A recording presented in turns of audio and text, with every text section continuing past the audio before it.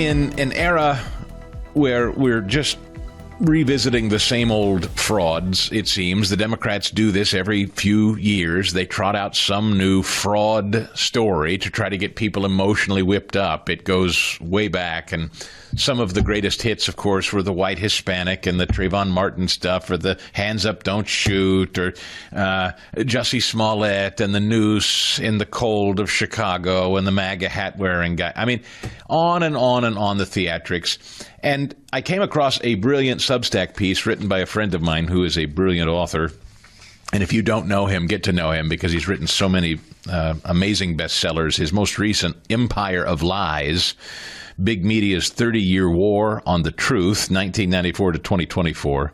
Again, this just came out late last year, Empire of Lies. Jack Cashel is the author. He also has a Substack where I came across his piece on the theatrics of the American left. And you can find Jack Cashel, spelled just like it sounds, Cashill. Jack Cashel's on Substack. That's primarily where he's doing his writing now. And Jack, I welcome you back, sir. Good morning. Hey, Chris, good to talk to you again. It's been a little while, so... Too long. And when I read what you wrote so brilliantly, reminding me about the Trayvon Martin story, I thought, well, yes, of course that's what this is. With every one of these scams, we get kind of whipped up in the new media cycle and we forget about the last one, but they all kind of have that same undercurrent, that same theme, don't they? Yeah, and this one is very specific, and it's one of my more astute observations, if I could say so about myself. But what I noticed was the little ditty that Becca Good, the surviving co-conspirator in the shooting in Minneapolis, said after the shooting. The shooting took place last Wednesday. She said this like a day later. She said, or 2 days later, she said, "We had the whistles, he had the gun," right? And I said, uh-oh, Benjamin Crump is in town. Benjamin Crump is this marble-mouthed civil rights lawyer who orchestrated the George Floyd stuff, but he also made his bones with the Trayvon Martin case. It's the first time he became a national figure. And what caught my eye about that, her little epigram there, was the mantra for the Trayvon George Zimmerman case was, Trayvon had the Skittles, George had the gun, right? And sure enough, yes, the law firm that partners with Crump is now the family representative. He had moved into the case, and it was just too rich.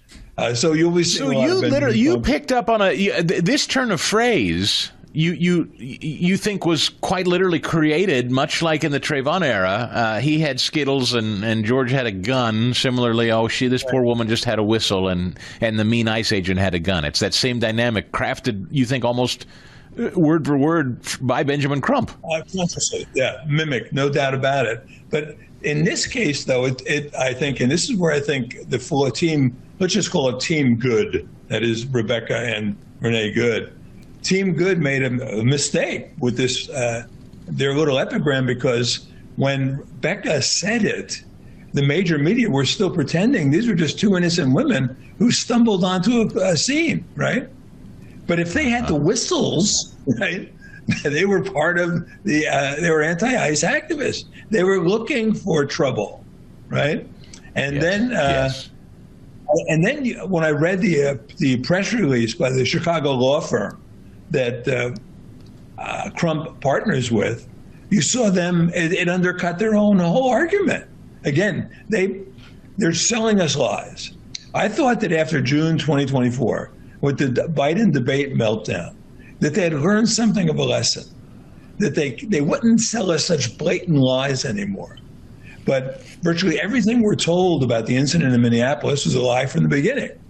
And what Trayvon and Renee Good have in common, probably the strongest bond, is this: had they not been killed, they would have been arrested. They were not, innocent bystanders or kid with Skittles, or a woman on the way home from dropping off her children. They were activists. They were looking for a fight. Unfortunately, in each case, they found one Obviously they died, which was bad enough, but they ruined the lives of the people who shot them. Jack, I coined the phrase this week, kamikaze liberals. These people seem, they genuinely seem like they're willing to get killed to score political points. I think it's come to that. Agree? Well, first, though, I would say as a Japanese American, Chris, I'm offended by that comment. But once I get beyond that, it's a perfect expression of what they want. They're looking for martyrdom. Well, first of all, they're looking for causes, and their causes are one more desperate, absurd cause after another. Right? I mean, this is like mass formation psychosis in this case. Do you think this Somali fraud story, against the backdrop of ICE trying to deal with all the illegality, I mean, we just had a story 2 days ago that I've been sharing this week. Third Way, this group counseling the Democrats, warning them, stop this talk of abolish ICE. Just it's a loser. Drop it. Don't do it. So Democrats politically are still being warned that the American public wants laws upheld. I mean, we're not anarchists, at least not yet. And I mean, I don't want to be Pollyanna about it. I understand Republicans face headwinds, but Democrats keep dying on this hill of defending illegal aliens and criminality and covering up fraud that's plain to everybody to see. Right. In 2024, the hill that they lost their futures on was the transgender hill, which is about as unpopular a cause as you could possibly have. This one is right up there, and yet in their obviously in their little bubbles, it bounces off in ways that appeal to them. And you'll notice, Chris, it's female driven, right? Yes. And I use this phrase, it's my catchphrase. I don't like awful because it implies that you have to be white and affluent to be stupid.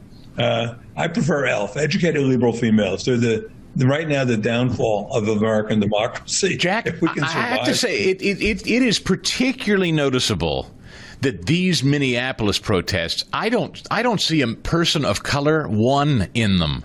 Now, again, I can't say that's definitively true, but I mean, it's lily white, Jack. And it was notable to me that these two women at the center of this story were, lesbians. And why I think that's notable is because that particular sect of liberal, the rabid white lesbian, is probably the most animated of them all. You think? I think you're absolutely right. Or the trans, who are proving to be sufficiently mentally confused as to take it to the next step, which is violence. Assassinations and whatnot, school shootings. There's something. I think women are inherently want to be nurturers. I mean, it's part of their nature. And you look at the case of Renee Good. So first of all, they sell her as this loving mother of three. Well, not so quick. She lost two of her children to the children's father, her oldest two children. When a woman loses custody of her children, and it's not a very encouraging sign of her mental stability or her emotional stability. The third child she had with her second husband, who in 2023 committed suicide. And so I was reading the I think it was the Washington Post, and it goes, she weathered the suffering of her second husband through PTSD in his recent death. Well, then I go to the obituary page, and they don't even mention her. She was already out of his life by the time he died. She abandoned him to his PTSD. She didn't weather anything. By that time, she's living in a city we both know pretty well, Kansas City, with Becca, and together they assume the name Good. It's indigenous to neither one of them. And then, but I think it reflects how they think of themselves. And then they are so upset by the election of Donald Trump, being fans of democracy that they are, they flee they thought the country. So the news accounts have them going to Canada. I'm not sure they ever made it there. I think maybe they found Minneapolis and said, well, this is good enough. It's Canada-like, It looks like Somali East or West. Yeah, so why not? Yeah. And it's cold, so we'll feel virtuous, by being here. And it is cold, by the way. And they had a couple of mild days, but they're starting a 10-day streak where the temperature will not see 20 degrees. And and may have a chill effect on the whole protest movement. What I love about Jack Cashel's work, and this is why you should follow him on Substack, Jack, for years, I mean, whatever the storyline is, this is what you do better than anybody I read. I mean, you just said things in this interview today I didn't know, because we don't stop. When the media takes someone like a Renee Good and makes her a sympathetic figure, most people do not do the deep dive into the background of the person. It's just sort of taken as an article of faith that she is what everybody says she is. And you've just laid out, I didn't know she was married twice. I didn't know she lost custody of her kids.